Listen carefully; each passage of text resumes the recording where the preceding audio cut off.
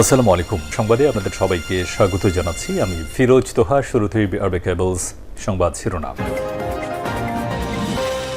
বাংলাদেশের সর্বশেষ গুরুত্বপূর্ণ আপডেট সংবাদে আপনাকে স্বাগত। শুরুতেই সংবাদ শিরোনাম, পরে বিস্তারিত। প্রথমেই জানিয়ে দিব, সেনাপ্রধানের বক্তব্যের খবর শুনেই বুঝেছিলাম গেম ইজ ওভার, হাসিনার থাকবে না বললেন রুহুল কবির রিজভী। 2024 সালের 5 আগস্ট যেদিন শুনেছিলাম যে বাংলাদেশ সেনাবাহিনী প্রধান জেনারেল ওয়াকারুজ্জামান জনগণের উদ্দেশ্যে ভাষণ দেবেন, তখনই বুঝতে পেরেছিলাম যে শেখ হাসিনা দেশ ছেড়ে পালিয়ে যাবে, তার গেম শেষ হয়ে গেছে। গেম ইজ ওভার, হাসিনামুক্ত বাংলাদেশ পেতে যাচ্ছি।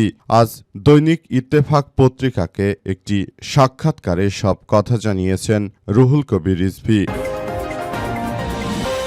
এরপর জানাবো, সংস্কার বাস্তবায়ন না হলে বিএনপি সরকারের পতন হবে ইনশাআল্লাহ বললেন নাসির উদ্দিন পাটোয়ারি। সংস্কার বাস্তবায়ন না হলে বিএনপি সরকারের পতন হবে বলে মন্তব্য করেছেন জাতীয় নাগরিক পার্টি এনসিপির মুখ্য সমন্বয়ক নাসির উদ্দিন পাটোয়ারি। তিনি বলেন, বিএনপি এখন বলছে তারা সংস্কার বাস্তবায়ন করবে না। যদি বিএনপি সংস্কার বাস্তবায়ন না করে এই বিএনপি সরকারের পতন বাংলাদেশেই হবে ইনশাআল্লাহ। এই প্রত্যয় নিয়ে আমরা মাঠে নেমেছি বলে জানিয়েছেন তিনি। এদিকে পরিকল্পিতভাবে উত্তরাঞ্চলে বড় উন্নয়ন বাজেট কমানো হয়েছে বললেন নাহিদ ইসলাম।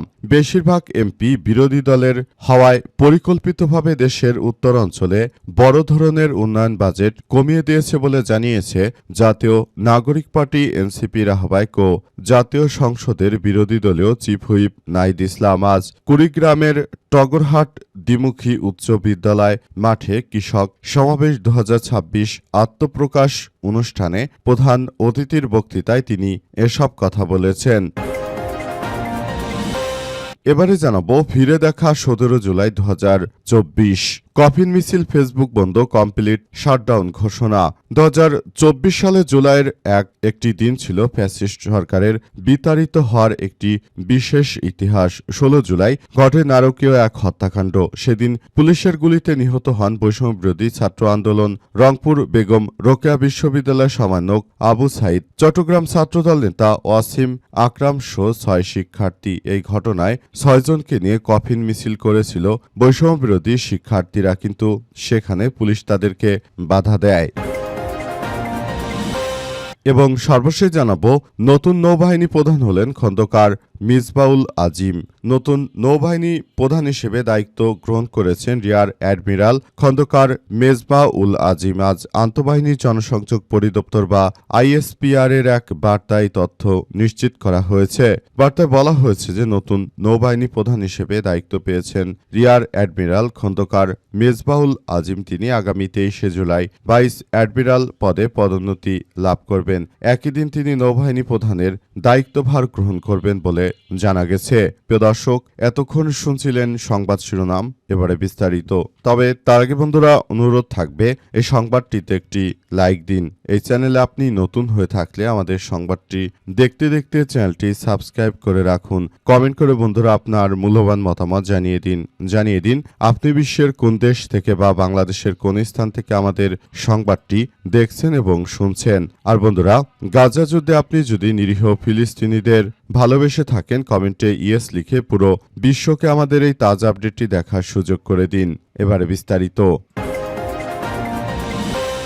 সেনাপ্রধানের বক্তব্যের খবর শুনেই বুঝে গিয়েছিলাম গেম ইজ ওভার, হাসিনা থাকবে না বললেন রুহুল কবির রিজভী। 5 তারিখে যখন সেনাবাহিনী প্রধান জেনারেল ওয়াকারুজ্জামান জাতির উদ্দেশ্যে ভাষণ দেওয়ার কথা বলেছিলেন, তখনই আমরা বুঝে গিয়েছিলাম যে শেখ হাসিনা আর থাকবে না। গেম ইজ ওভার, শেখ হাসিনার অধ্যায় শেষ হয়ে গেছে। আজ এনটিভিকে দেওয়া এক সাক্ষাৎকারে সব কথা জানিয়েছেন অ্যাডভোকেট রুহুল কবির রিজভী। তিনি আরও জানিয়েছেন যে আমরা বলতে চাই, যে কোনো মূল্যে আমরা এই বিষয়গুলো নিয়ে খুবই খারাপের মধ্য দিয়ে যাচ্ছিলাম। আমাদের প্রতিটি রাজনৈতিক নেতৃত্ববৃন্দদেরকে তারা আটকে রেখেছিল। এরপর যখন জেল হাজতে আমরা ছিলাম, যখন জেলের কর্মকর্তারা আসলে আমাদের কাছে এসে বলেছিল যে ছাড়, যারা রাজনৈতিক নেতৃত্ববৃন্দ রয়েছে তারা কিন্তু কেউই বের হওয়ার চেষ্টা করছে না, তবে যারা সাধারণ অপরাধী জেলখানায় রয়েছে তারা কিন্তু জেলের দেওয়াল ভেঙে তারপর বেরিয়ে যাওয়ার জন্য চেষ্টা করছে। সুতরাং আমি কি করব? তখন রুহুল কবির রিজভী বলেছিলেন বলেছিলেন যে তোমরা এদেরকে গুলি করে তারপর সেখান থেকে সরিয়ে দাও, তাছাড়া তারা কিন্তু দেওয়াল ভেঙে তারপর বাইরে বেরিয়ে যাবে। এমন একটি পরিস্থিতিও আমরা দেখেছি বলে জানিয়েছেন অ্যাডভোকেট রুহুল কবির রিজভী। তিনি বলেন, আমরা শেখ হাসিনার গেম চেঞ্জ ওভার হতে দেখেছি এবং আমরা জানি যে বাংলাদেশ সেনাবাহিনী সব সময় জনগণের পাশে ছিল এবং এতেই সবাই আরও বেশি সচেষ্ট হয়েছে। সংস্কার বাস্তবায়ন না হলে বিএনপি সরকারের পতন হবে ইনশাআল্লাহ, বললেন নাসির উদ্দিন পাটোয়ারি। বাংলাদেশে যদি সংস্কার বাস্তবায়ন না হয় তাহলে বিএনপি সরকারের পতন হবে বলে মন্তব্য করেছেন জাতীয় নাগরিক পার্টি এনসিপির মুখ্য সমন্বয়ক নাসির উদ্দিন পাটোয়ারি। তিনি বলেছেন যে বিএনপি এখন বলছে তারা সংস্কার বাস্তবায়ন করবে না। যদি বিএনপি সংস্কার বাস্তবায়ন না করে বিএনপি সরকারের পতন খুব শীঘ্রই হবে বলে জানিয়েছেন তিনি আরও জানিয়েছেন যে বিষয়গুলো নিয়ে আমরা খুব বেশি কার্যক্রম চালাচ্ছি এবং আমরা মনে করি যে বিএনপি এই সংস্কার বাস্তবায়নের প্রতি তারা কোনোভাবেই আর দ্বিধাদ্বন্দ্ব করবে না। যদি তারা এটি নিয়ে দ্বিধাদ্বন্দ্ব করে তাহলে ভবিষ্যতে আরও ভয়াবহ এক বিপর্যয়কর পরিস্থিতির সৃষ্টি হতে পারে বলে জানানো হয়েছে এবং আরও বলা হয়েছে যে যে কোনো মূল্যে এই কার্যক্রমগুলোকে খুব সুন্দরভাবে গড়ে তোলার মধ্য দিয়ে সবাইকে এগিয়ে যেতে হবে, সবাইকে আরও বেশি সময় সুযোগ অনুযায়ী তারপর কার্যক্রম চালিয়ে যেতে হবে। সবকিছু খুব সুন্দরভাবে গড়ে তোলার মধ্য দিয়ে সবাইকে এগিয়ে যেতে হবে বলে উল্লেখ করা হয়েছে। পুরো বিষয়গুলো আমাদের সবার জন্য খুব বেশি এক বিপর্যয়কর পরিস্থিতির সৃষ্টি হতে পারে, তাই আমরা এসব বিষয় নিয়ে সবাইকে আরও সচেতন করতে চাই, যাতে করে বিএনপি যেন এই অরাজক কর্মকাণ্ড আর পরিচালিত না করে। বিএনপি যদি এভাবে কোনো অরাজক পরিস্থিতির মধ্য দিয়ে যায় সেটি আমাদের সবার জন্য এক ভয়াবহ বিপর্যয়কর পরিস্থিতির সৃষ্টি হতে পারে বলে জানিয়েছেন তিনি আরও জানান যে যে কোনো মূল্যে বিএনপির এই ধরনের সন্ত্রাসী কার্যক্রমগুলোকে আমরা প্রতিহত করব, সেটাই আমাদের সবথেকে বড় লক্ষ্য। আমরা মূল বিষয়গুলো নিয়ে সবাইকে নিয়ে একসঙ্গে সুন্দর ও সমৃদ্ধির একটি রাষ্ট্র কাঠামো গড়ে তুলতে চাই, যেখানে কোনো মারামারি আহাজারি বা কোনো রাহাজানি থাকবে না, যেখানে সুন্দর ও সম্প্রীতির একটি রাষ্ট্র কাঠামো আমরা পরিচালিত করতে চাই বলে জানিয়েছেন নাসির উদ্দিন পাটোয়ারি। পরিকল্পিতভাবে উত্তর অঞ্চলে বড় উন্নয়নে বাজেট কমানো হয়েছে বললেন নাহিদ ইসলাম।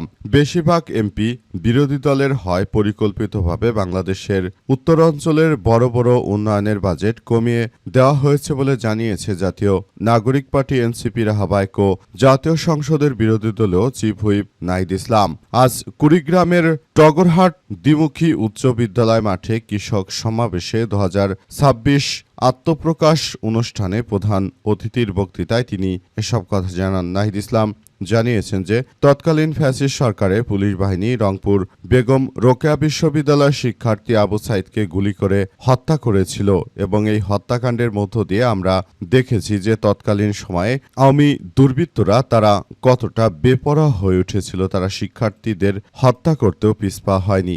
আবু সাইদের মতো আমাদের প্রায় 1600 মানুষকে তারা হত্যা করেছে। এই হত্যাকাণ্ডের ঘটনা আসলে প্রকৃতপক্ষে কোন দিকে যাবে সেটি এখন পর্যন্ত বোঝা যাচ্ছে না। পুরো পরিস্থিতি আসলে সবকিছু খুবই খারাপের দিকে যাচ্ছে।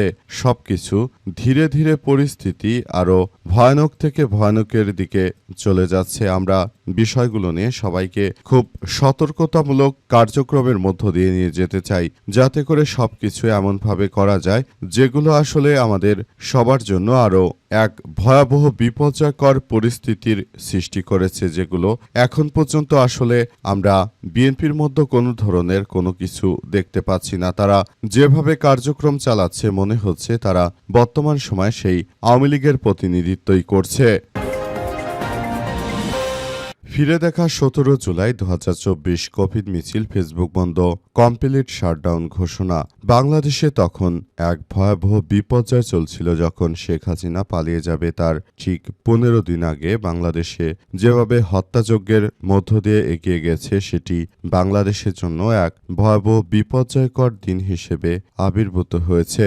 বাংলাদেশটাকে একটি ধ্বংসস্তূপে পরিণত করা হয়েছিল, কিন্তু সবকিছু আসলে এক অনন্য উচ্চতায় নিয়ে গেছে বৈষম্য বিরোধী ছাত্র আন্দোলনের নেতৃত্ববৃন্দরা। এদিন যেভাবে বাংলাদেশটাকে তারা আবার নতুন করে গড়ে তুলেছে, এর থেকেই বাংলাদেশ মূলত ঘুরে দাঁড়িয়েছে। সেই সময় যদি এই হত্যাযজ্ঞ এভাবে চলতে থাকতো, যদি আমাদের সেনারা তারা শিক্ষার্থীদের বা দেশের জনগণের পক্ষ না নিয়ে তারা যদি পক্ষ নিত ফ্যাসিস্ট স্বৈরাচার শেখ হাসিনা, তাহলে আজকে আর এমন সুন্দর বাংলাদেশ দেখা যেত না। যদি এভাবে চলতো, সেটা আরও ভয়াবহ বিপর্যয়কর পরিস্থিতির মধ্যে পড়তে পারত। তাই আমরা বিষয়গুলো নিয়ে খুব বেশি সচেতন থাকব, যাতে করে ভবিষ্যতে আর এমন কোনো ঘটনা না ঘটে, সেই প্রত্যাশার কথাই বলা হয়েছে। আরও বলা হয়েছে যে যে কোনো মূল্যে এই ধরনের সন্ত্রাসী কার্যক্রমগুলোকে প্রতিহত করার মধ্য দিয়ে সবাইকে এগিয়ে আসতে হবে। আমরা বিষয়গুলো নিয়ে খুব বেশি সচেতন রয়েছে এবং এগুলো নিয়ে আমরা আরও বড় ধরনের কার্যক্রম চালিয়ে যেতে চাই, যাতে করে দেশটাকে সুন্দরভাবে গড়ে তোলা যায়, এমন কথাই উল্লেখ করা হয়েছে।